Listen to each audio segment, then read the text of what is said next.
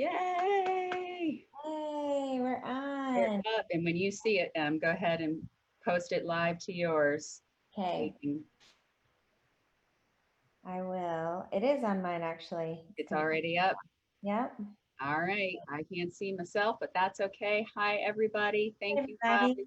so much for waiting and joining in. And we're a little bit delayed today, but we want to get started right now with something very special for you today. I am Eryca Lewis, and I'm Emily Long.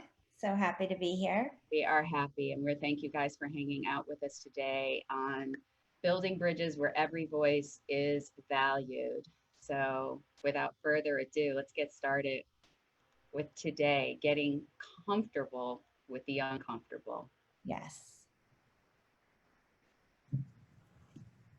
Sean Bell was shot by New York City police in the early morning hours of Saturday, November 25th, 2006, as he left his bachelor's party in the borough of Queens. He was to be married later in that day. After leaving his bachelor party at Club Kahlua with friends and family, they were gunned down by 5 undercover police officers. The officers fired 50 into Sean's car, killing him and wounding his friends. They were all unarmed, and the officers were acquitted of all charges. Ayanna Jones was 7 years old and asleep on a couch with her grandmother when Detroit police raided their East Side home looking for a murder suspect in 2010. Trayvon Martin, 17, was returning from a convenience store after buying a bag of Skittles and some iced tea to his father's gated townhome community when he was shot and killed February 26, 2012, by neighborhood crime watch captain George Zimmerman in Sanford, Florida, who contacted the non-emergency line of the Sanford Police Department and told the dispatcher that he had observed a real suspicious guy who was walking around looking about, and a violent confrontation ensued, and Zimmerman fired his weapon at Martin at close range, causing Martin's death. When police arrived, Zimmerman argued that he had been assaulted by Martin, who was unarmed, and fired in self-defense. More than 6 weeks later, Zimmerman was arrested and eventually tried for second-degree murder and was acquitted, and later went on in 2019 to sue the Martin family for $100 million, alleging abuse of civil process and conspiracy.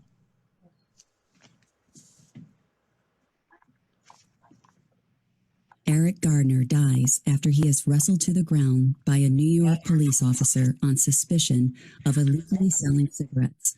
While in a chokehold, Mr. Gardner uttered the words, "I can't breathe," 11 times. The incident, filmed by a bystander, led to protests across the country. The police officer involved was later fired, but was never prosecuted. Michael Brown, 18, is killed by a police officer in Ferguson, Missouri. They were responding to reports that Brown, who was not armed, had stolen a box of cigars. The exact circumstances of the encounter are disputed, but Brown was shot 6 times according to autopsy reports. A report by the Department of Justice later concludes that the police force had displayed racial bias against Brown and used excessive force. The officer involved resigned from the force, but was never prosecuted. Tamir Rice, a boy of 12, is shot dead in Cleveland, Ohio, by an officer after reports said a male who was probably a juvenile pointing a gun that was probably fake at passersby. The police confirmed that the gun was a toy after Rice had been shot dead. There were no prosecutions after this case. The police officer involved was fired 3 years later for lying on his job application form. Walter Scott is shot in the back 5 times by a white police officer who was later fired and eventually sentenced to 20 years in prison. Mr. Scott had been pulled over for having a defective light on his car in North Charleston, South Carolina, and had run away from the officer after a brief scuffle. Sandra Bland, returning to Texas to begin a new position at her alma mater, Prairie View A&M University, when she was pulled over for a minor traffic violation on July 10, 2015, by State Trooper Brian Encina. The exchange escalated, resulting in Bland's arrest and charge for assaulting a police officer. She was found hanged in a jail cell in Waller County, Texas on July 13th, 3 days after being arrested during a pretextual traffic stop. Her death was ruled a suicide. People who knew her knew that she would not have killed herself. 4 years later, in 2019, cell phone video Sandra Bland took during the 2015 traffic stop with the state trooper surfaced publicly for the first time. The 39-second clip shows the woman's perspective as the trooper draws a stun gun and orders her out of her car, completely contradicting the story in which the state trooper told, in which he felt threatened and attacked by Miss Bland. On July 5th, 2016, Alton Sterling, a 37-year-old black man, was shot dead at close range by 2 Baton Rouge police officers. Police were responding to a report that a man in a red shirt was selling CDs and that he had used a gun to threaten a man outside a convenience store. Officers arrived aggressively on the scene and approached the wrong man in a red shirt. Mr. Sterling was shot and killed by Officer Blaine Salamone.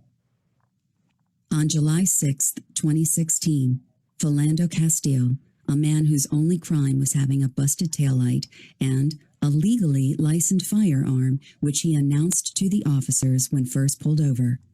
The 32-year-old African-American man was murdered in his driver's seat by Officer Geronimo Yanez, while Castile's girlfriend and 4-year-old daughter were also in the car. Officer Yanez was found not guilty. On February 23, 2020, Ahmaud Arbery was an unarmed 25-year-old African-American man fatally shot near Brunswick, Georgia, while jogging in his neighborhood. He had been pursued and confronted by 2 white residents, Travis McMichael and his father Gregory, who were armed and driving a pickup truck. The event was recorded on video by a 3rd resident, William Rhodey Bryan, who was following Arbery in a second vehicle and admitted that he tried to block his path with the vehicle and even ran into the unarmed jogger while 2 other white men chased him down in their pickup truck. After catching up with him, Bryan's video shows Travis McMichael getting out of the truck with a shotgun. He fired 3 shots during a scuffle with Arbery, who fell mortally wounded. Manuel Ellis, a 33-year-old black man from Tacoma, Washington, can be heard screaming, "I can't breathe," in police dispatch audio released Friday. The recording was made shortly before Ellis's death in police custody on March 3, 2020. Officers say they saw him trying to open car doors of occupied vehicles. Allegedly, according to the police department, officers also said Ellis violently confronted them first. But Sarah McDowell, a witness who was in a vehicle behind the arresting officer's car, told the New York Times the police first provoked Ellis. When Ellis walked up to the police vehicle, an officer knocked him to the ground by opening the car door, she said. Videos recorded by McDowell, released on Friday, show police officers punching Ellis as he lies on the ground and telling him to put his hands behind his back. A medical examiner ruled Ellis's death as a homicide caused by a lack of oxygen and physical restraint. Breonna Taylor, on March 3, 2020, was shot dead by police who stormed her home as she slept while searching for a suspect who was already in custody. George Floyd, May 25th, 2020. That's powerful. It is. And of course, When you say getting comfortable with the uncomfortable, that's not what we're talking about. We definitely, there should be no comfort with that at all. That's excruciating to watch. It should be excruciating to watch, and it should never get easy to watch that. We're talking about the conversations that will come as a following that reality, that it's uncomfortable to talk about these things, and we need to be comfortable with being uncomfortable with these conversations. exactly. I mean, today in talking with you, Emily, all this week, I mean, I have talked about this being a historic week. Never in my life have we heard global conversations and condemnations of racism. The word is inherently uncomfortable in itself. And never have I seen people willing to confront the discomfort and the injustice of racism. And we began talking about the perspective and what you're hearing in mixed audiences and people who've never had the insight or the understanding or an opinion on both sides of the fence. And so a very raw conversation with my husband and my stepdaughter this week developed into her emotions turning into a creative outlet in which she had to get it out because she's a mother. And you as a mom know how protective you are of your mom, of your babies. And just imagine the helplessness that one feels when you think you're doing everything right, and yet you can still be a victim of brutality or just any kind of hate crime because of the way you look. And so I asked her to join us today, and I asked your permission if it would be okay if she could read this raw poem, this beautiful poem that she wrote on the side of the road. And I encouraged her to record this, and she did so. And because she shared it, she's in New Jersey right now. She lives in Maryland. She lives in New Jersey, and she just shared this in a live setting. So I'm thankful that she still remembered to keep us in this slot so that she could share it with us. And this is a forum in which we encourage families to watch. And we definitely want to encourage you to watch if you are with your children, so that this conversation and the rawness that it may produce, that you guys can talk about it constructively and with an educated response with them. So to that end, I am going to bring on, she's been so patiently waiting. Bring on my stepdaughter, Ashaunte Trent. We're waiting to see her. I hope we get to see her face. Can you hear us yet, Ashaunte? And it's still connecting. Yeah, she's connecting to audio. Okay, the audio part. Yay. There she is. Hi, beautiful. Hi. Hello. Thank you How for are you going? patiently waiting, as I've just explained to our audience that your beautiful, raw, and creative emotion led to your just having to just pull over to the side of the road and get your emotions out. And because of that, and because you sharing that on a social media platform, others heard of your poem, and you are in New Jersey right now at a protest. Have you read it yet to them? Yes, I did. Yeah, Okay, I did. so let me introduce you to my dear, dear friend, Emily Long. And this Hi, is Emily. How you guys doing? Nice to meet you. Thank you for having me. What did you say? I said thank you for having me, Emily. Oh yeah, thank you so much for joining us. We are. Not a problem. Can you guys hear me okay? We I can. think there is a little bit of a delay. Yes. So Got it. Okay. use us we will try not to talk so there's no overlap. Okay. So we just want you to feel free to go ahead and share with every bit of the emotion that compelled you to write this and motivates you to share it with us now. Okay. So as Eryca stated, I am in New Jersey. I drove 2 hours up here this morning for a friend of mine who sort of organized a protest. It was a great crowd that came out, but she wanted me to do my poem, and of course I was honored. And I just wanted to give some text to how this poem came about. Of course, we know everything that's going on in the news right now. It has been one story after another just piled on top of each other, and the weight of the world, just ends up being on your shoulder. That the week that I wrote this was, I guess, about 2 weeks ago. But the week that I wrote it, I went through so many emotions. I mean, I was angry, I was crying, I was frustrated. But what I also realized is that I felt hopeless. I felt hopeless because Black people in America, this is our normal day life. And it's almost like you feel like it's Groundhog Day, and you just keep reliving this nightmare, and you're never going to be able to get out. But the real anger was just like, we've done nothing to you. I don't understand the injustice. So I don't want to ramp on about that. But what really sparked this poem was that my brother sent me a video via Instagram of a young Black man who was the police were trying to arrest him. They were tussling on the ground. The two police officers were over top of him. The young man was pinched between the officers in a car. And the next thing you know, you hear a shot go off and his body goes limp.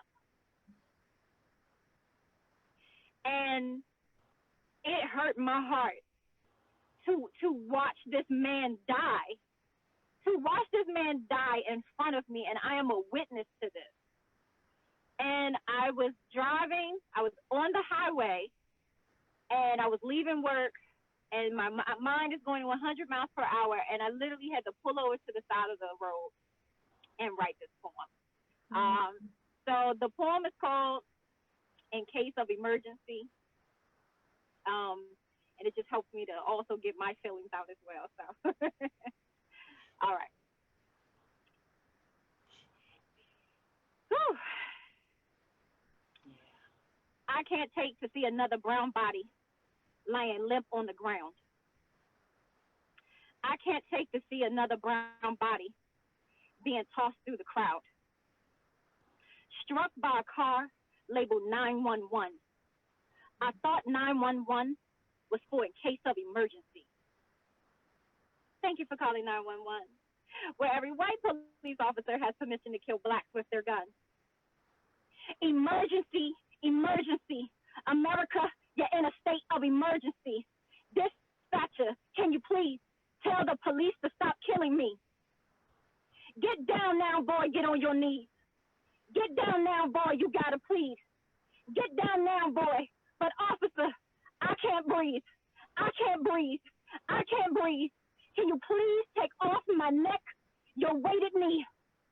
But all Blacks are angry. Nah, bitch, we suffer from PTSD. Forever ingrained in my mind is video footage of you and your kind killing me. We're tired, we're crying, we're angry, we're mad, we're fed up, we're restless, we're praying, we're sad, we're anxious. We're anxious. Okay. There's a lot of emotions that come with this poem.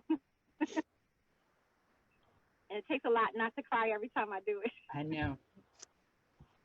Whew. We're restless. We're anxious. We're furious. Getting mad. Be enraged.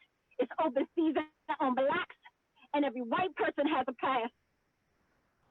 There's no 911 to call in case of emergency. Not if you happen to have the skin that resembles me. Whew. Thank you. So much for sharing that. I mean, this is where I just sit with my hand over my mouth, because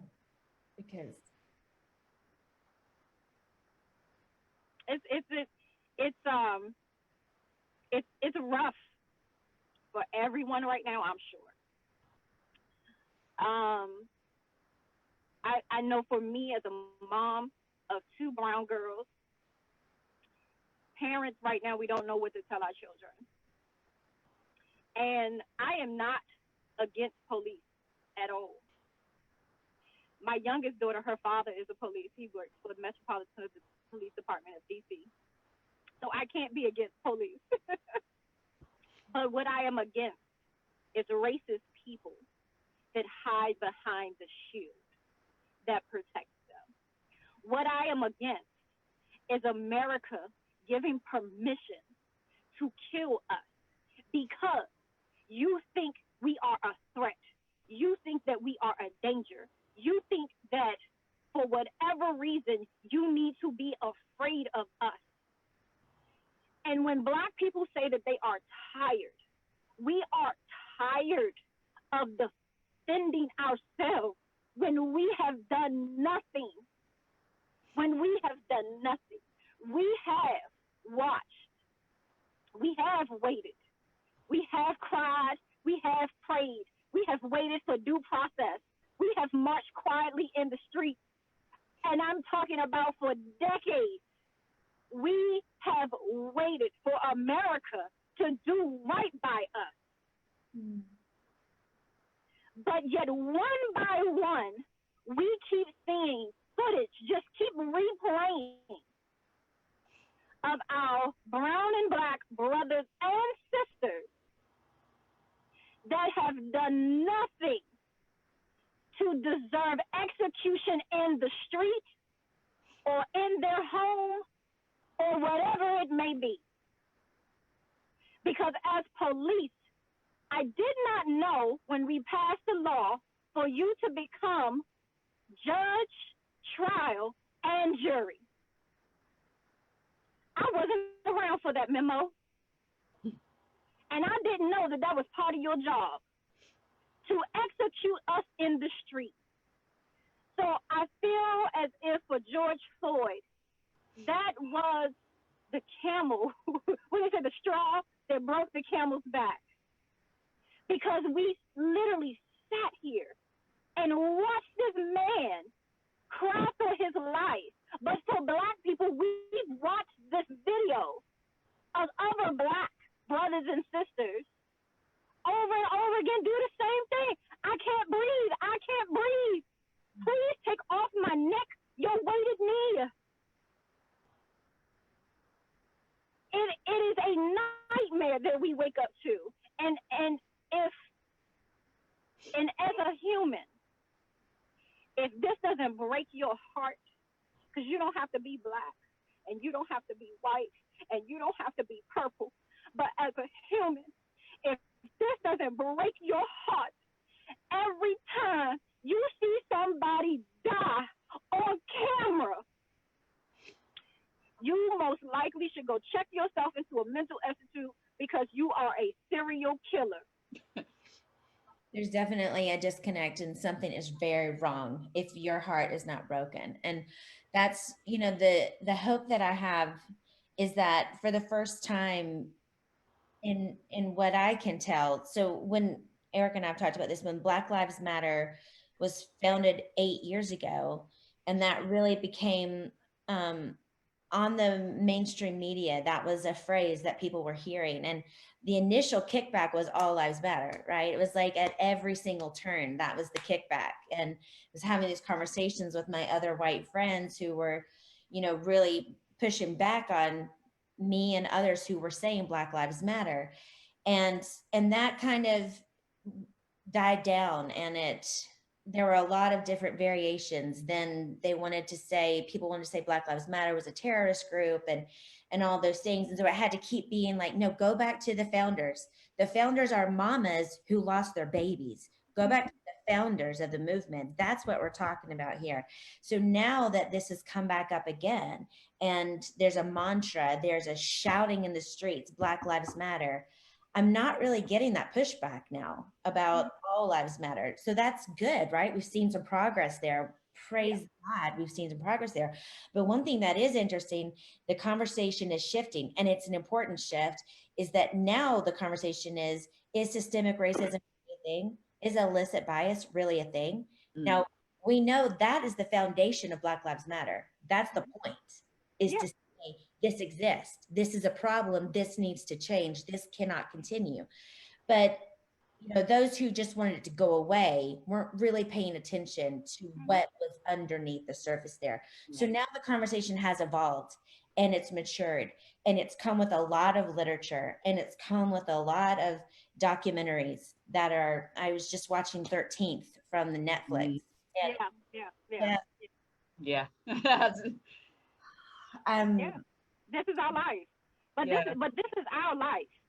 This is to constantly live your life in turmoil and anxiety, to work harder, to be smarter, just to try to get to the start line and hope that you will finish successfully, you know. And so this is a systemic racism that we're talking about, because that's essentially what America was built on.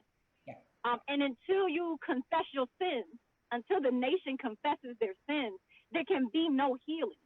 Mhm. There can be no justice, because you have made the system around us to fail, essentially. And when we say things like that, we mean when you control the loans to the housing market. We say when you control the banks and how that money is spent. We say how you take funding from housing, from the taxes, from the houses, and you invest it into the school. But yet, if you live in a impoverished area, then of course my school system is not going to be as good as the school system around the corner where all of the white people live at. And so these are the things that we mean systemic racism. And then you put SATs in place so that the tests are different, but it's really about wording and what you're accustomed to in your vocabulary, right? It has nothing to really do about your intelligence or your IQ. And so you put these things in place. And then when we did have segregation and we had our first millionaires, then you dismantled that. Then you bombed Black Wall Street. These are all things. And then when that wasn't enough, and Black people still found a way to rise and to overcome and still try to build, then you bomb us, you introduce drugs into our neighborhoods, and then you say you're gonna fight the war on crime. And then you're gonna lock our Black brothers and sisters up, okay? And then now that's why we're dealt with right now, the school to prison pipeline system. This is what we mean by systematic racism. These are all the things that you have put into place to essentially keep us oppressed. And how does one dig themselves out of this hole? And every day? Yeah, it's a very sophisticated evil. And that's why the hope that I hope is permeating all of culture is that we, like me, normal, not in politics, not in government, Not having an agenda. exactly. But I'm learning this. My mom, who is very educated and taught history, and she's saying, I didn't know these things. I didn't know about redlining. I didn't know about, but she does now. Yeah. I do now. My children do now. And hell will have to freeze over for us to not do something about that. And it's been hidden, just like, when all of these things started coming up too, with racism, with the last 3 years, the last 4 years, where white supremacists have found a platform to come out of the shadows. It's been a shocking thing for my girls. And we've had a lot of conversation about wondering where this has come from. And the big conversation that my husband and I've tried to have with our girls was like, it never went anywhere. Our Black brothers and sisters have been telling us that the whole time. Yeah. Is it became illegal. So it went underground. Yeah. And it went underground until it had a platform to then be bold enough and feel like it had a platform to show its ugly, disgusting face. But here's the beauty in that. If it doesn't come to the surface and isn't revealed, then we can't eradicate it. That's right. Right. So let it, even though it's so evil and it's disgusting, it is still the exception. So let's let the exception root itself out so that we can eradicate it. It's like a festered wound. We can put a Band-Aid over a wound that hasn't been treated. And what's happening under that Band-Aid? All kinds of stuff. And that's really what's been happening in this country. So somebody, and we know it was a series of somebodies, but for all intents and purposes, somebody ripped that Band-Aid off, and that festering boil is putrid, and it's oozing pus, and it's discolored, and it's foul, and everybody is seeing it and affected by it, so it must be treated. So truly, racism can be equated to a festering, nasty wound that is in need of not just cleansing and patching up, but how do you truly clean a wound? You dig it up. You dig up, you got to get to the source of it. And so these conversations, as we have dubbed this episode, getting comfortable with the uncomfortable, is very uncomfortable.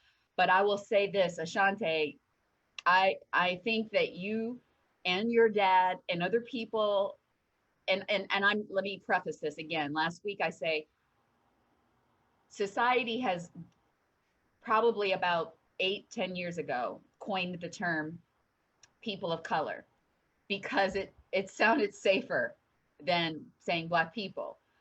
And we know that there are other people groups in this world that have a higher degree of melanin than others. And so there is this ubiquitous people of color, but make no mistake, those of us whose DNA and ancestry is rooted from Africa, whether we're Black in America, Caribbean from Africa, and don't admit it, we are the most hated people group around the globe. And so I tend not to use people of color. I call Black people. And we've always been named in this country by other people, from the N word and Negroes to colored people. Even your mom said back in the 60s, colored people. And then we started to be able to define ourselves. But see, we were defined by so many people for so long that when the time came to take pride in the fact that our ancestry is from Africa, well, we've painted such a negative picture about Africa. You have a lot of people in amongst our population, particularly over 60 years old, who don't want to have anything to do with Africa. You'll hear some old grandma saying, "Don't call me African, I'm Black." And that's, because you've had this mindset who said Africa is that deep, dark continent, yet it's the continent with the most resources that has been stripped and just pulled of all of its resources been stolen for centuries. So, but then there's a contingent of people that say, oh no, I'm identifying with that country. And I brought that up because it sounds like sometimes people think we're wishy-washy. Well, what do you guys call yourselves now? And I just wanted to make it clear that African American and Black are interchangeable. But when people use African American to describe themselves, it's because it's the first time in American history that we have been able to define ourselves. And so with that, there is a dialogue that is taking place. And my hope that I've seen in this historic week of everybody talking and calling it what it is that when this is not as in your face and people start saying, oh, not another one. Can we just go back to, I don't want to hear it anymore. We don't have that luxury. Yeah. And I would hope, and I know that this is you, Emily, because you have demonstrated it in your actions for years, that fire does not wane when it's not the popular conversation anymore. Sure. Yeah. I mean, I think that, as you said, Emily, there has been progress. Now, I actually have had conversations with people that want to insert all lives matter. And I have had conversations with white people that have said, well, I don't want to see color. and I have had to, as my rebuttal say, again, it's privilege that you can do that. But I wake up Black every day. So this, unfortunately, I can't just walk away from it and act as if it does not exist. Have we made progress? Absolutely, 100% on all sides. White people, even some Black people that really didn't feel like, racism existed and what are you talking about? I have a lovely home and a lovely family and lovely cars and a lovely job. What are you talking about? I'm okay, right? And so I think everyone is starting to see. I always equate this to like losing weight, right? You didn't gain those 60 pounds overnight, right? And it's not going to go away overnight. So we have to just stay the course. We have to keep the same energy. It's great to have these conversations and dialogue, but it's also good to put forth action, whether it is marching, whether it is helping to educate, whether it is getting into legislation and politics and et cetera. But sometimes we do have to have these hard, difficult conversations in order to just help spread the word and help people to be uneducated, because part of it is lack of education and just ignorance. because it's Absolutely. hard for us as humans to resonate with someone else unless it's really happening to us, you know? And when something doesn't really happen to us, we hear it, we understand it, but it doesn't affect my whole world. And so that's why we have to have these conversations to sometimes make people think. And you can't save everybody. That goes for the white and black side. You can't save everybody. But the people, you know, who want to do the work will do the work. And these were the people that will make change. And that's all that we can do at this point. I never would have thought in my wildest years that I would be a witness to this. I never thought in my wildest years that I would be a witness to this. And so justice may not come, equality may not come in my lifetime. I will hope that it would come in my children's lifetime. But the thing about it is we can no longer continue to sweep these things under the rug.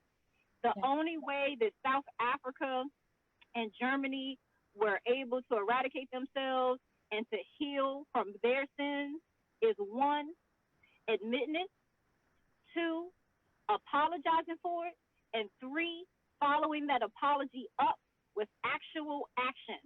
So these things are outlawed, these things are banned. You can no longer say these things, you know, and that's the only way that we'll be able to heal and move forward. Until America can do that, and because this is so deeply rooted within the land, and the flag that everyone hangs up around their house and at school and etc., this is deeply rooted.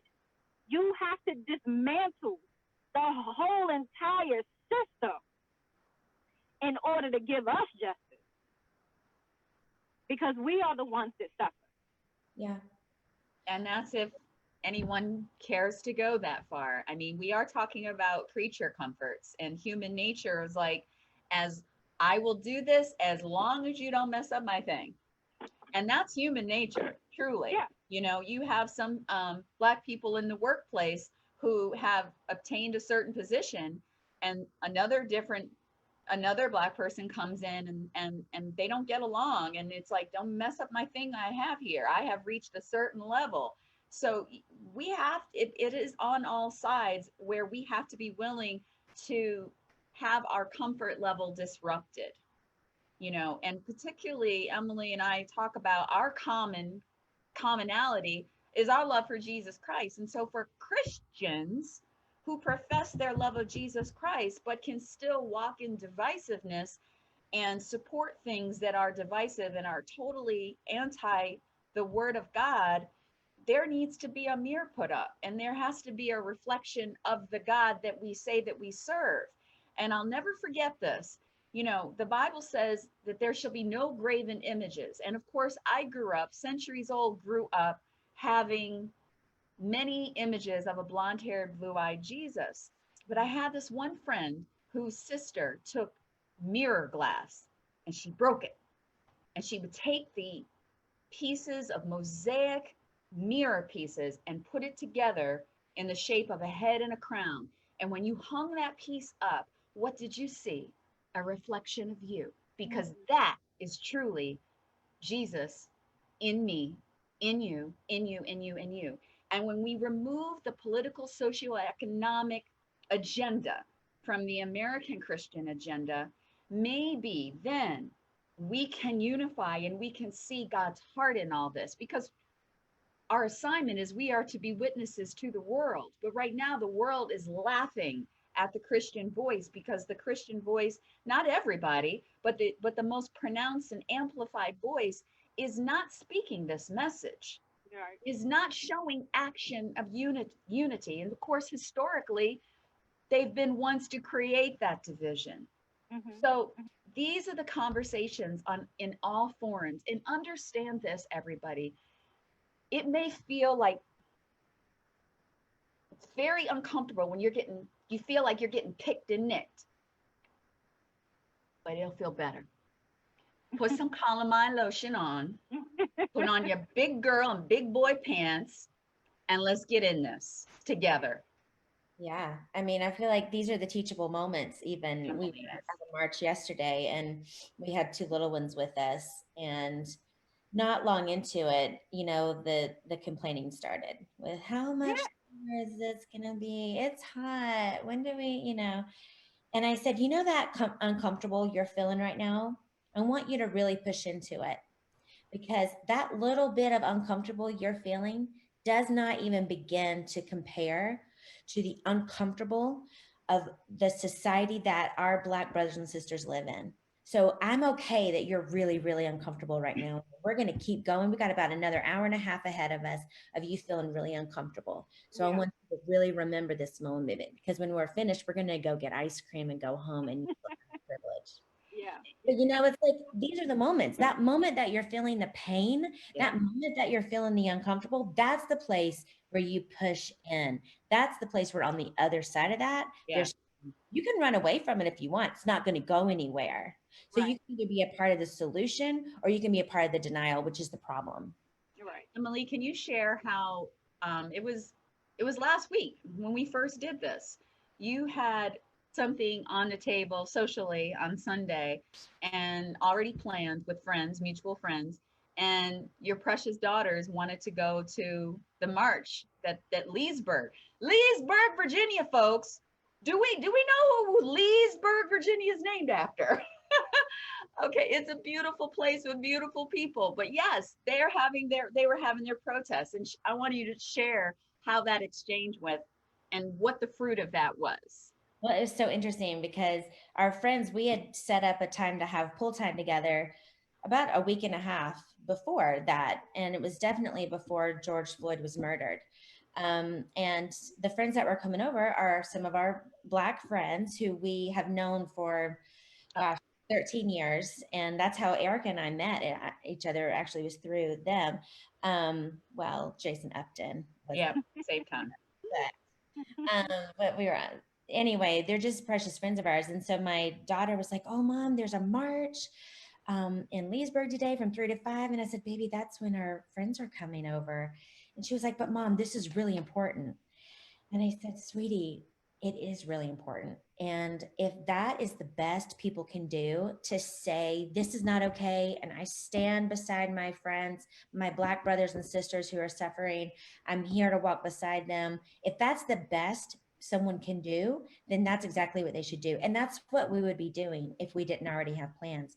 But we have an opportunity right now for our precious friends who are coming to actually sit with them and have this conversation and say, how can we support you? How can we have your back? How can we let you know that we will always be a safe place for you to feel loved and seen and known, and that you can be so honest about everything you're feeling and tell us, not that it's your responsibility, our friends, to educate us, right? Because that's the other pitfall. That's like white America's like, teach me. No, go teach yourself and also get input and be teachable. But it's that fine line of like, no, actually, this is the point of those marches. It's the fruit. What we're having. And so it was hard to not be able to be like, we want to be there too. It's like, no, this is actually the point of it. And it was really fruitful and precious. Yeah, absolutely. I mean, I think I've had some of these same conversations. I spent 8 years in Charlottesville, Virginia. So, so I'm well versed on the other side of the world. And I have still some friends that live there, and I'm still friends with them on Facebook. And my favorite English teacher and creative writer teacher, who used to always push me to continue to write my poems and my writing, and I love her to pieces. But we actually just recently had a similar conversation, about that as well, just about, like, where do I start to just, as a white person, how to become educated. And what you guys don't feel to understand is that Black people who are maybe woke like myself, like Eryca, like my dad, etc., we had to teach ourselves. The history books that you read in school do not teach our history. And you have to understand, history is his side of the story. So whose side of the information are you receiving?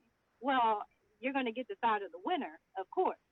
And so this little bit of information that you're reading in the book is what they want you to know. But if I want to know about myself, and I've been on this journey for a long time, like, who am I, right? What's my background? I mean, I spent many years being lost as an individual. And I also come from a family who has been broken up due to drugs and etc. You know, so whereas you may have the luxury to trace back your family tree, I do not. I am the first one who can say this is great grandma, this is great granddad, this is grandma, this is granddad, this is dad, this is mom, this is me, this is you, this is you. I can do that with my kids. I don't have the luxury to go far back like some other people do because my family was disrupted by the whole pour drugs into the Black community. So when I have to go dig for myself to figure out not only who I am as far as my immediate family tree, but just who I am as a Black person and how do I fit into America, this has been many, many years of reading and digging up my history, trying to get to the beginning. Because our history did not start at slavery. Slavery interrupted our history. So you have to figure out who you were before that. Okay? And so this is, and one book will lead to another book, and one conversation will lead to another conversation, and one article will lead to another article, and one video will lead to another video. And it'll just be like you being educated all over again in school. And if you really care about it, you'll soak it up like a sponge. But it's there, and it's not hidden. We live in an age where we have everything at our fingertips. There's no reason why you don't know something if you really want to know. So it's not that I have a problem with telling anyone what they should read or what they should look up, etc. But this did not come easy to us for those that actually put in the work. This has been many, many years of educating ourselves about just what's going on in the world, our history, and what we need to do to essentially try to succeed in this game called life. Because it's not made up for us to win. Emily, have you found this week a lot more questions coming to you offline or online as people are seeking? It's a good question. I have had a lot of people reaching out just to say that they were really impacted by the conversation. Mm-hmm. And I don't know, you guys probably saw a video circulating from a woman. I don't even want to say her name, but she put out a video. The title was "George Floyd is not my martyr." And basically talking about how the current administration has done more for Black people than any administration before. And it was sent to me by a sister of mine that I dearly love. And she said, I can't talk about this with anyone, but I'm dying to talk about this. Would you watch it? And then can we talk? And Wow. so I watched it, and it was super painful to watch. I was just like, and she's a Black woman, the person who made the video. She's a Black woman, beautiful. She would be anyone's spokesperson. You know, I mean, anyone would love to have her as the poster child. And so I really wanted to hear what she had to say, because clearly she's speaking from a set of experiences that are very unique to her and do not voice what I have heard from every other Black person in my life. Yeah. So I listened to it for those two reasons. One, because my friend asked me to, and also because I did feel like she has a perspective, and I want to hear what she has to say. But, you know, that was a really painful thing. There's a lot of manipulating statistics. She absolutely manipulated all of the statistics that she shared. She either doesn't understand statistics or she's in denial, is the basic. I'm going to go ahead and interject. This said person that we're speaking of, one, she does not speak for the masses. Two, this is her job. Her job is to stir up the pot. Her job is to get as many people as possible to watch the video. And her job is to get which none of you will go watch. Right. I wouldn't give her the time of day. She gets no time from me. It's no point of me even watching her. She does not deserve my time or my energy or any of my emotions. I don't owe her that. She doesn't deserve that. However, she gets paid based upon how many views hit her video. So do not be mistaken this is her job. An agenda. She gets An paid agenda. to do this. So she doesn't deserve my time. I don't even know what she said, but I know exactly what you're talking about. But for people like us, there would be no she deserves no emotions from me, because again, this is her job to stir up the pot. And But she knows she doesn't speak for us. I love how though we can have relationships where people can say, hey, can I get your thoughts on this? And you know what? I'm okay with that. I am so honored and I am so touched. And in Ashaunte, in a second, I want you to share. I thought you were going to talk about how you had the conversation online with your English teacher and somebody who didn't agree had a different perspective, and you can say that. But anyway, I just wanted to say that, to all of our friends, we know that you're not going to all think the way we do. We're all in different places. The fact that you're watching this right now, I am grateful. Emily is grateful. Ashaunte is grateful. And it goes without saying, if God wanted us to all think the same, we would be robots. We would be androids. We would be data, honey. That's a slight to him and his Star Trek love. But we're not. And so when my friends feel comfortable to come to me offline or DM me something, I'm okay with that. They're asking the questions. And I don't feel the way like I'm their great black hope.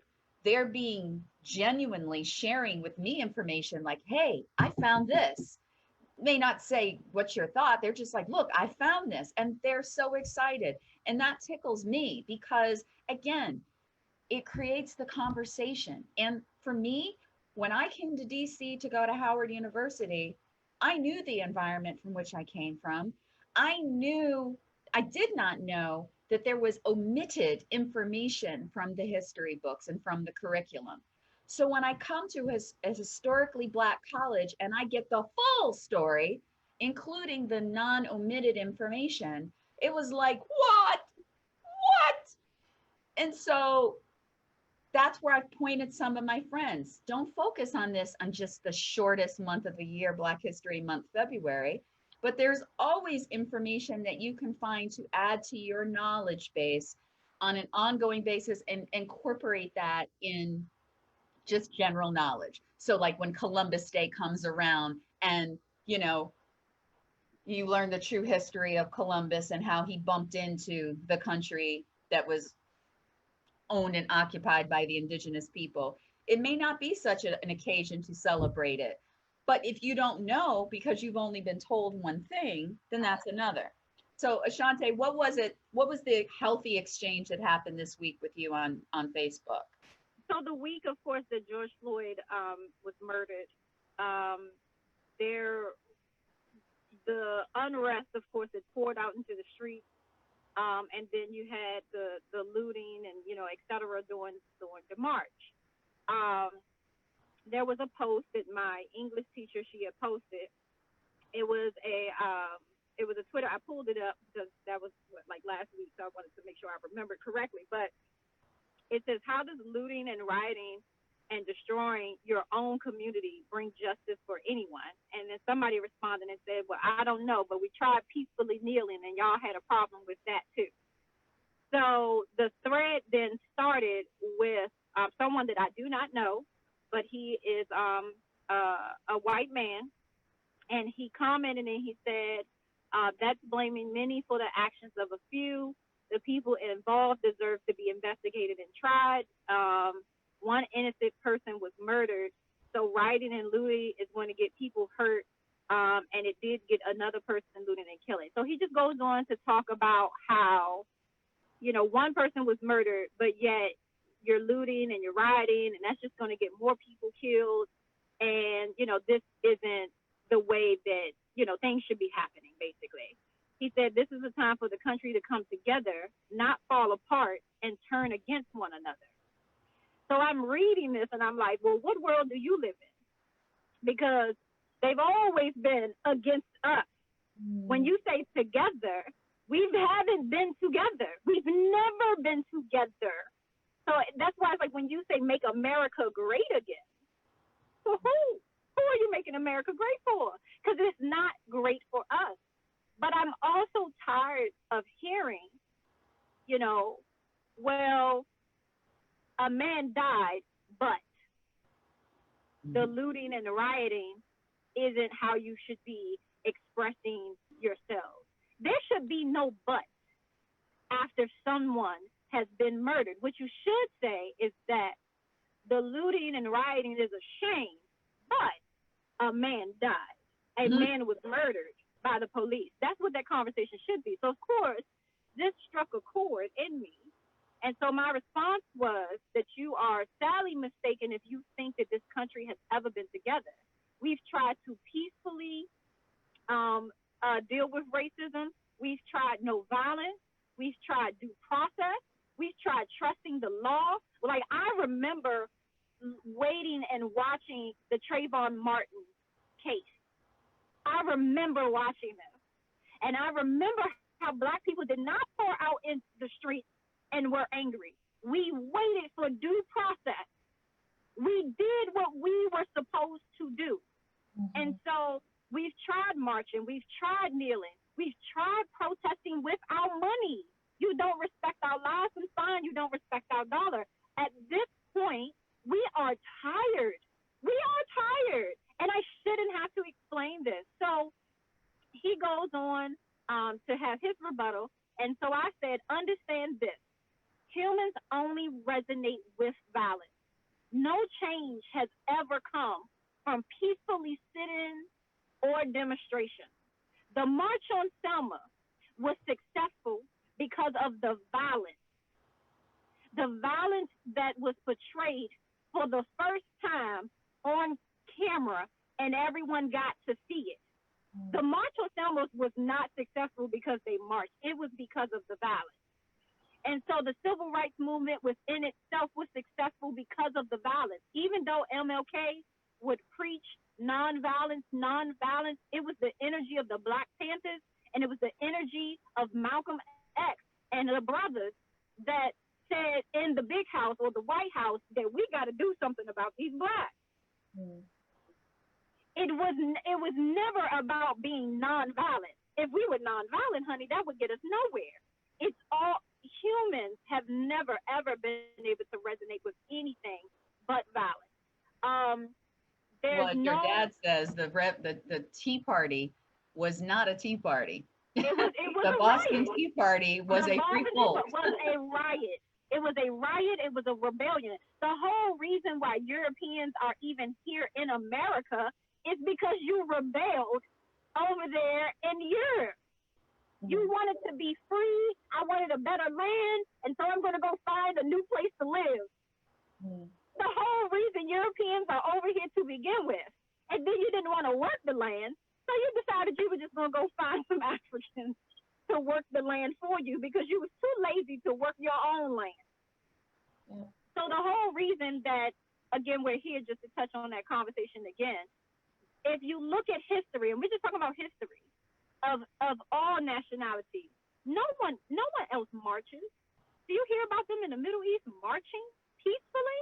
No, they got AKs, they have bombs strapped to their chest, and they're ready to die for their cause. Because that's the only way that people in general listen. That's the whole reason why we have wars. Nothing gets done peacefully. I will You say, only have change when there's violence.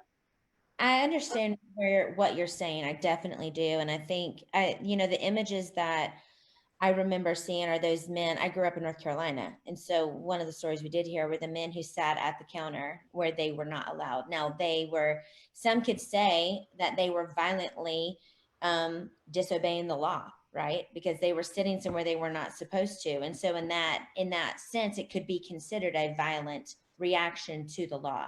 Rosa Parks could be considered violently reacting to the law because she would not do what she was asked to do. Martin Luther King Jr., of course, always, and the examples he's given as well, his life demonstrated as well.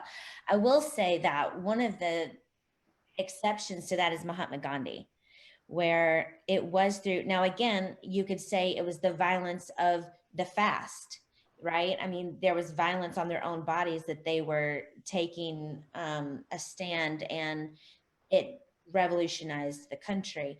I think the only thing that and feel free to correct me, let me just say it that way. This is the uncomfortable, right? We have to be comfortable with me, maybe put my foot. But I have to say that I do think love is greater than violence, and that's what all of us really focusing on what is it that we love in each other can be the revolution that we've been wanting for this whole time, that we've been longing for and fighting for in our different ways, and the things that we're seeking for life, liberty, and pursuit of happiness, right? That love is the thing that, and we believe love in the person of Jesus is, he's the most radical unifier of all time. He's the one who took, from no matter what your faith was or religion or birthplace, he united all of those people who were violently at war with each other, and he brought something new out of that, not watering down their ethnicities at all, but bringing something new out of the, we just had Pentecost last Sunday, and the beauty of Pentecost is that everyone was speaking in their own language and could understand the one. And that's what we're really looking for here, because everything else is just a counterfeit. It's still just the Crusades, one taking over another. We have got to find the unity in all of us where we're all speaking our own language, and yet we can understand the one. And I think that one language is love. Love is what transcends us all things. Love is what motivates more than anything. So anyway, I just want to throw that out there. And I feel that love is the goal. And this is not taking the process of getting to that love away, because there is a violent shaking in order to reap the fruit of love. Oh, but when there is love, there is no way we would be able to have a platform like this if there were not the shared love that we have for one another and the love that we have for God. And this forum is, as we said last week, we're not here to beat anybody's head with our beliefs, with the Bible or anything, but what we can speak to and what we want to give validation and value and to is everybody's process of how they're getting there, and in helping to shape their experiences. So there's so much to be said in this process of reaching that goal, where truly we can love one another. And I think it's important that we recognize that it's not easy to love one another, and it does require work. The Greek word in agape love, it's a verb, it's action. And so what will it take to get that? I mean, I can imagine, I've seen it in my own family's interracial relationships where they had to struggle and they had to fight for their love so that they could justify to the world not to harass them, to not be harsh on their children. And if you want to look at it in that way, as Emily pointed out, all of the things that are counter can be a form of violence. And it's all a part of the process to fight, to reach that end goal of unified love. I just want to acknowledge some of the people that we have visiting here. Hi, Dan. I just want to share his comment real quick, because I know we're coming upon our hour. Dan is somebody I grew up with in upstate New York. He says, "Thank you for sharing your pain and hope with me. There is character building within us and a whole new group of people that if we support and nourish, we can be the change that the world needs. God bless all of you." I have to jump off the call to join this family. Another friend that I grew up with in Norwich, Laura Lee, that we've known each other since we were in diapers, is on. And then our mutual brother, Bill Abels, is on. And then, of course, James is on the conversation. So just want to thank you guys. And of course, we'll be uploading this onto YouTube so that we can get it out to a wider audience. Ashaunte, thank you. Yes, Ashaunte, thank you so much. And I really hope to hear more. I really value your voice and appreciate you taking the time. I'm so glad you've remained safe. I've been praying for your safety the whole time. Just like, Lord, please keep her safe. See, looking around.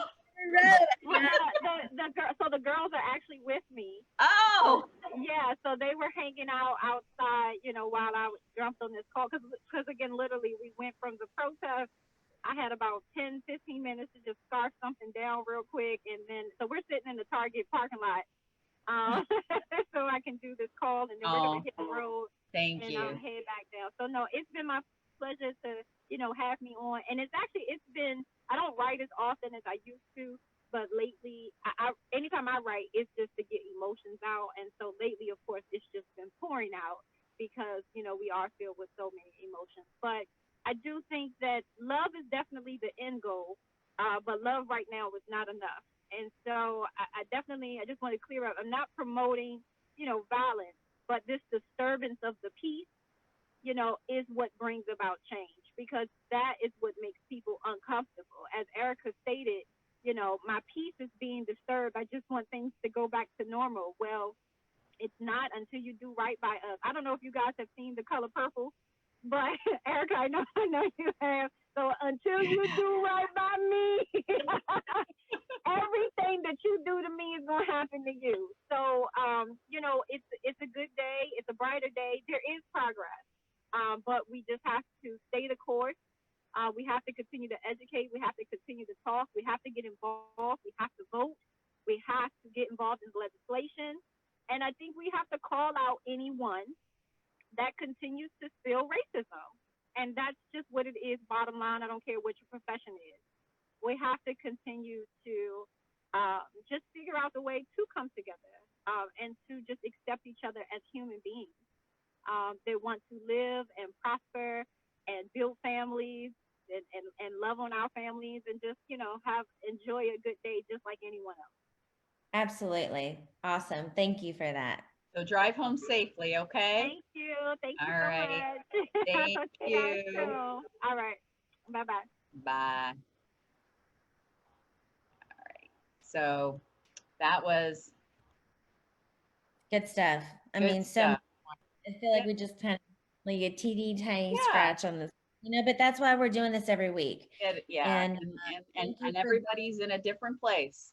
Everybody's in a different place. But thank you for, seeing the importance of being able to hear that raw emotion. And I know people may receive it in a different way, but understand, we all have a common goal. And Yeah. but we're all in different places, so it's going to take a different method to get there. But I think there's absolute unity and desire to have the conversations. Yeah, So absolutely. I think we have hit on our title. We're hoping that you can find it in you to make it comfortable, but we have definitely created all the discomfort for you to process, to make comfortable. Until next week. Which is going to be a treat. Should we Yes. give a hint, Em? Go ahead. Stay tuned next week where we have a special guest who's very close to Emily, who's going to share her experiences being an educator and growing up in an era that looks a lot different from the era we are in now. So many. Look forward to spending that time with you, Emily. Is there anything else that's on your heart that you want to share?